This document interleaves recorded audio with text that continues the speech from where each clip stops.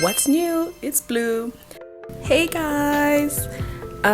It's another Meet the OCs, and we're reaching the end of the main characters. After Ayame, who is today's video obviously, we'll have one more main who's Yua, and then we'll do the big compound video of the side characters, and then we're done.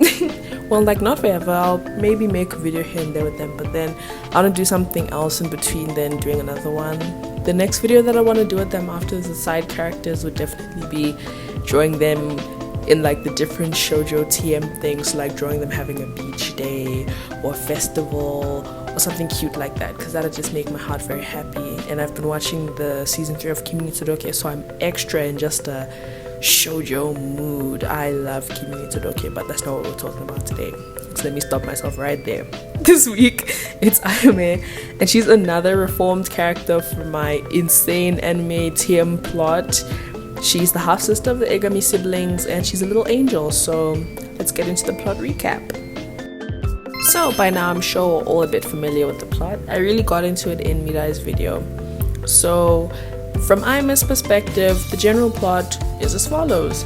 So when she was born, it was when her father, who also the Ayame siblings' dad, they share dad, they're half siblings, he had an affair with a lady, I still need to decide her name, and then had Ayame. So Ayame, for like the first 8 years of her life, I'd say, lived with her mom. Things were pretty good, you know, she was very happy.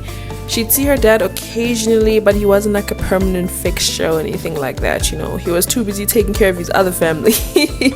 But even then, not well, so it's like, girl, what are you doing right? But anyways, so mainly with her mom, and then her and her mom one day were in the car driving, and then they got into an accident. So she was also, well, Fumi wasn't involved in the car accident, but she lost her parents in a car accident. Ayame lost her mom in a car accident.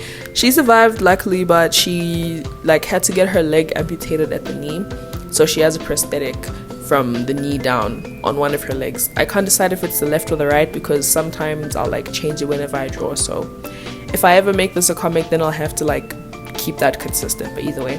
And she lost some of the fingers on the hand that's like opposite whichever leg it is, right? So yeah, so she wears a bit of a hand prosthetic as well, and that helps her out. And then after that accident, obviously she lost her mother, and oh yeah, I forgot to include the dad also died in that accident. So that was one of the days when he was there. So he was driving, they got into an accident, both of them died, she survived, and then she moved to the Ayame household. Obviously that was like, I guess if you wanted to like really be reaching, you could say that was nice of her to take in like this random child, but even then it's like, girl, that's the bare minimum. This is a child who did nothing to you. But anyways, so the siblings, as I said in Mirai's video, she didn't handle that the best. Not that she was mean to her, she was just kind of very dismissive towards Ayame. So but Hikari and Minato treated Ayame very nicely. They treated her very well. She was doing a lot of physical therapy around the time when she first moved in, because she was like 7, 8, now she's 14. So she's stayed with them for a while, and they've really grown close, the three of them. Her relationship with Mirai has been very untended to, like not in the slightest.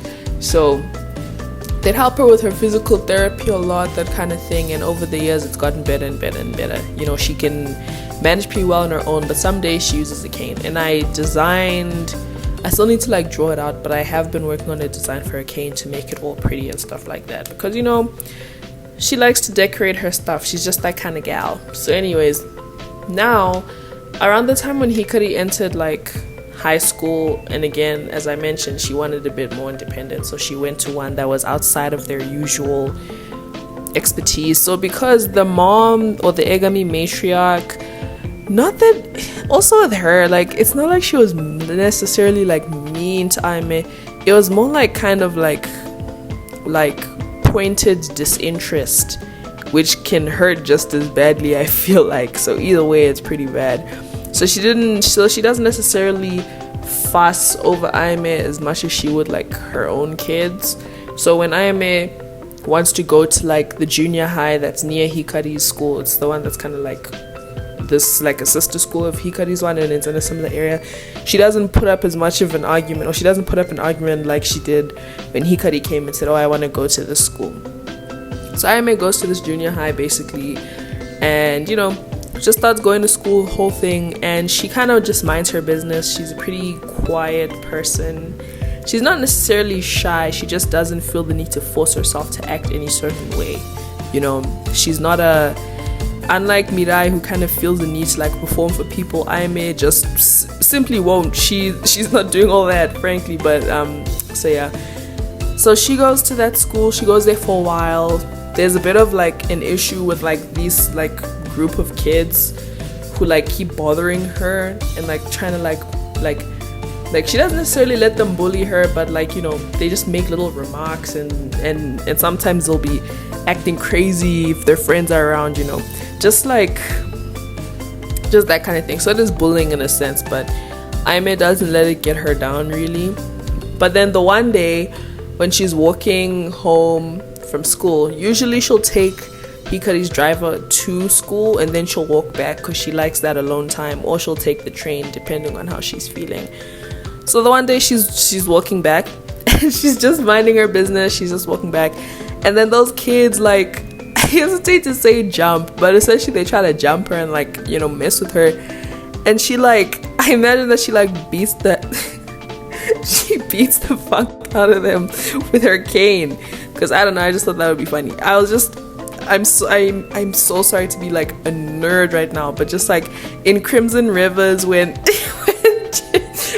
James hit Lucius with his cane, I was just thinking of that. So imagine that. If you know what Crimson Rivers is, then you know, and if you don't, then pretend you didn't hear this from me. I'm sorry. But anyways, and like she didn't know that there was another girl from her class who was behind her, who I'll talk about in the side characters video, but it's basically a good friend of hers so her name was Shelby. So she happened to be walking in the same direction as Ayame, and she would see her some days, but she never really said anything. So this day she notices that like those three are like trying to sneak up on her, and just as she was about to pipe up, that's when Ayame then locks in and goes crazy with her cane. And then Shelby's like, oh my goodness gracious. And then Ayame's like, what, are you a snitch or something? And she's like, nope. And then after that they become friends and they're besties. So that's basically like the plot from Ayame's perspective in a way. Because she's so much younger than the rest and she's like in a different stage of like life, she's not necessarily like involved in the shelter and everything. She is involved sometimes, like especially once her and Mirai start patching up their relationship, she does get involved a little bit, but like just her main portion is just doing her own development. You know, she's literally like in junior high, she's 14 years old, you know, she's trying to figure herself out, she dealt with those bullies very thoroughly. And now she's found someone who she actually cares to get to know, because she's very good at reading people. If she can sense that, okay, someone's like disingenuous or someone's weird or someone's not interested, she literally will not force herself to get along with them at all. She doesn't feel any urgency to force anything. She's not in a rush for anything. She's a very relaxed person, I'd say. So yeah, that's the plot from Ayame's perspective. So now let's get into her just as a character, as a little girly pop. So her full name is Hayashi Ayame. Her surname is Hayashi. It's not Egami, obviously, because the dad and her mom never got married, so it's her mom's maiden surname. So she extra keeps it just because she cares about her mom. Really, she doesn't really, well, she obviously cared about him, I guess, but she cared about her mom way more because she was actually there. And she's 5 feet tall like Hikari, except she has an excuse because she's like literally a child. Hikari's just short. And I'm like slandering Hikari for being short as if I'm not short. Anyways, she's 14 and she's a Leo. Her birthday is on the 9th of August. And her eyes are black, like really, really dark. And her hair is technically like a really dark blue that looks black. And I did this because in her like original OG design, again, I don't have the actual old art, but from the beginning when I first made her, she always had like this cyan blue hair. She always had blue hair. And pronouns. I'm sorry, I decided to make a blue hair and pronouns joke. So she had blue hair the whole time, but now I figured that like she's not really like in her dyeing her hair like unnatural or rainbow colors, especially at junior high age. So I gave myself a little loophole to give a nod to her original design while also making it slightly more realistic, because their world is pretty realistic. There's nothing too crazy going on in their world, unlike my other worlds where things can get a bit crazy. So also why I included the whole car accident thing, obviously in the original plot her mom does die, that's like the whole catalyst, but for some reason when I first made her, I gave her at the time I called it a robot arm, but she basically just had a prosthetic arm. I couldn't tell you why. I don't know, I think I was just inspired by the whole action anime character thing, like she lost it in a battle or something at 14. I don't know who she was battling, but whatever. So I wanted to also carry that over, because it's important to just have that there. So I was like, okay, I do want to give her a prosthetic of some kind. So in the past she had a prosthetic arm, but this time I don't know why, I just was like, let me give her a prosthetic leg instead, because I don't know, the contrast of it with her skirt and everything, because she's very much a skirt dress person, I just thought it would look very complimentary. And then the hand thing will also come into play with what she wants to do in the future, so I feel like it just made a lot of sense. So I'm glad that I included that. I've been doing a lot of research on prosthetics and stuff like that. It's been very interesting, very, very interesting. So again, more nods to her original design. I like doing that. It's a little Easter egg for myself and no one else. She also has a very Hime Gyaru-esque fashion sense. So I don't Hime Gyaru, or I guess it's more Lolita-esque than anything, but I don't know. I feel the term Lolita gets used a lot these days, so I try to just stay away from it if I can, TBH. But when I say Lolita, I mean literally that kind of super girly Harajuku-esque kind of fashion, although it's kind of like that but toned down. It's not that crazy. Lots of bows, puffs, layers, ribbons, that kind of thing. She wears a lot of ribbons in her hair, even just for school. Lots of hair clips, that kind of thing. So she has her casual outfit, as you can see in the speed paint, and her school uniform. And her casual outfit is more fancy, or more dress uppy, whereas her school uniform is pretty normal. It's just a normal school uniform, dress shirt, ribbon, vest, skirt, socks, pretty straightforward, loafers as well. And yeah, so I'm gonna design her cane on the side, but I don't know if I end up putting it into the speed paint. If I do, you'll see. So yeah, so I also imagine that on her cane, her brother Minato, he's an artist. I'll talk about that when I talk about the side characters, because he's not necessarily a main character. And that is actually a change that I made recently. Minato has always just been classified in my mind as a main character, but girl, there's really nothing much going on with him, to be honest. Low-key, he's the token man of the group, which makes me feel bad, because now I'm girl, you're more of a side character than anything. Yua has kind of taken his place. I'm sorry, but either way, he still plays an important part. Obviously, he's their brother. So anyways, to Ayame, he's an artist, so I imagine that on her cane he helped her decorate it, because Ayame means iris, it's iris flowers, so I imagine he paints irises on her cane for her and varnishes it and everything. And whenever she damages it, when she beat the shit out of all those bullies, she's fix this for me, and he's okay, I guess. Anyways, so yeah, she's I meant just as a person, she's a very quiet type of person, but not quiet because she has nothing to say, more she's a very bide her time kind of person. She doesn't have a temper or anything like that. She doesn't get mad, she gets even. How you treat her is how she treats you. She's very straightforward. It's not too complicated. And losing her mother at a very young age was very tough on her, and then the bullying at school was more irritating than tough, which is why at some point she was just very quiet. She was just observing until that time where they tried her a bit too much, and she was okay, I'll show you then. So yeah, she's very observant and she's very quiet. And another thing that they kind of bullied her for, like apart from just like her leg, just like, you know, kids being stupid, is also the fact that she's just very quiet but observant. She kind of made people a bit uncomfortable because she literally, she's a watcher, and she just files information away.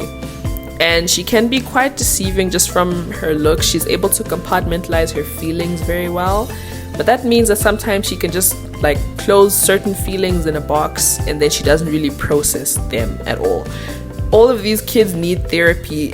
Genuinely, like all of them need therapy immediately, the emotional kind. But yeah, Minato and Hikari are like her biggest cheerleaders, especially Hikari. Like when she first came to their house after the accident, Hikari like also was just excited to get to know, like, you know, her apparent little sibling. It was kind of weird at first, like, damn, dad was really had a whole secret family, kind of. But like, you know, after a while she kind of didn't like associate Ayame with their dad. She just like got to know Ayame as Ayame, which helped them get really close, unlike Mirai, who kind of like, you know, couldn't separate her from like that betrayal that like with their dad, you know. And Minato as well, he's a pretty chill dude, so he was kind of like, okay, Slay, let's get to know her. And like, as you can see, like Ayame's hair is always on point. Like for school, that's another thing that I liked. Like for school, she has like, you know, pretty like sleek, tight, like low pigtails, but they're not really pigtails. And then she has the ribbons in her hair. But then her casual outfit, like she unclips like her bangs kind of thing. Everyone in this family has bangs, I'm realizing. But anyways, whatever. She unclips her bangs, and like her hair is like, you know, she has like the French braid into pigtail combo type thing, and I thought that was really cute. So Hikari always does her hair for her, Minato as well, if Hikari is busy, or like if she can go over to like where he stays, because he doesn't live in the house, he stays on his university campus. So on weekends she'll go have him do her hair for her and keep it in for a while, or she'll ask Hikari to do it since she still stays at home. And again, like when she first came and she'd be doing her physical therapy, Hikari would like help her with her stretches, and she'd do them with her. I just find that very cute. And she obviously goes to the school near Hikari, so in the mornings they carpool together, and they're always chatting, and they're always just like, you know, getting along, and it's very sweet. I like their relationship a lot. Ayame and Hikari, I feel like it's a nice contrast to like the Mirai thing. Mirai, who like kind of like held her at an arm's distance for no other reason than the fact that, like, you know, some weird loyalty to their mom, whereas Hikari was able to sort of like see Ayame as her own person and get to know her organically. It was like a clean slate, and they've actually grown and built a relationship. Same with Minato as well. Him and Ayame are very close. It's very sweet.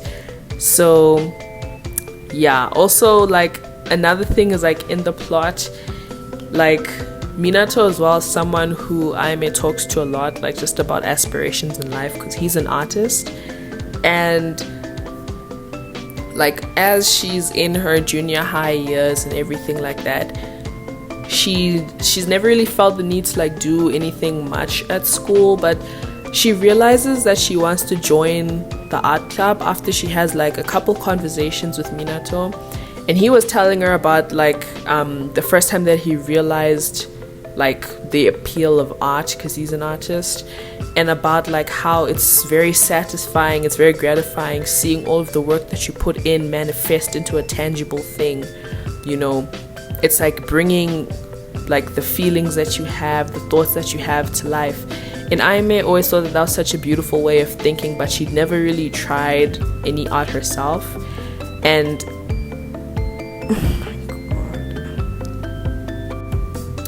she'd never really tried any art herself.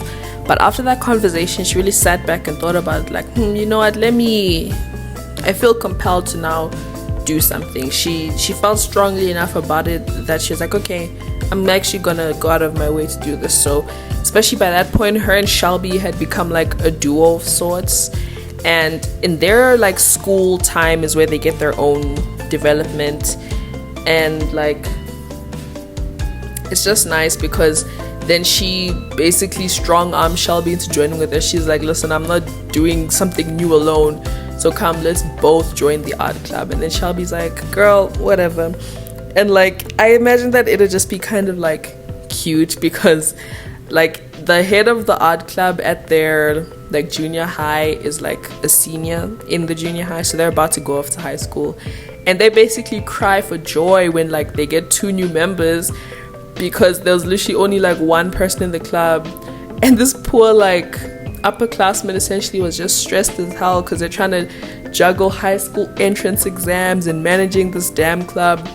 So basically once they join, the club is Ayame, Shelby, a third like unnamed student so far, and the stressed out upperclassmen. And I just imagine that it's pretty funny. So I imagine the art club is also Ayame figuring out if she actually likes it and whether she'd want to do it in high school as well, because her main thing is that she just wants to like find something that'll allow her to go her own way. And her and Shelby are very close, and like they even talk about like, you know, living together in the future and moving out to the countryside and just living on a farm or something.